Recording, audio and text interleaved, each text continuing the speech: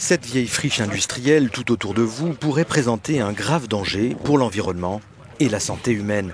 Bienvenue en Serbie, sur le site de l'ancien complexe chimique de Zorka.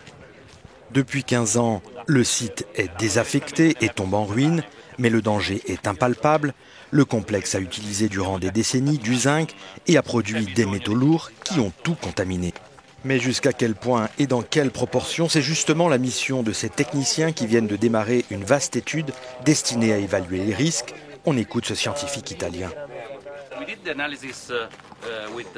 Nous avons fait une analyse avec une machine à rayons X portative.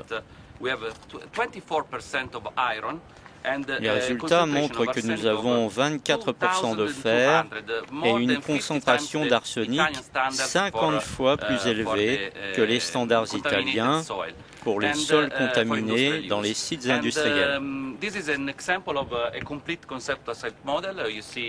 Comme vous le constatez, la contamination s'est répandue depuis les bâtiments et affecte directement les eaux souterraines. Mais visiblement, le message n'est pas très bien passé dans la population. Regardez ce pêcheur imperturbable. Malgré la présence des techniciens et de leurs équipements de détection, il continue à pêcher en espérant qu'il ne consomme pas les poissons qu'il a attrapés. Malgré la pollution du site, avez-vous remarqué comment la nature a réussi à reprendre ses droits, malgré tout? Avez-vous vu ce lierre qui court désormais le long de la cheminée de l'usine et cette abeille qui tourne autour de la caméra? Annonce-t-elle la présence d'un essaim ou d'une ruche à proximité? Malheureusement, toutes les ressources exploitables dans et autour de ce site sont à éviter. En Serbie, 359 espaces sont dans la même situation. Ils sont hautement toxiques. La dépollution fait partie des engagements que la Serbie a pris pour rentrer dans l'Union européenne, mais cela prendra du temps. Il faudra au moins 2 ans pour décontaminer tout ce site et son environnement immédiat. Il faudra non seulement du temps, mais aussi beaucoup d'argent.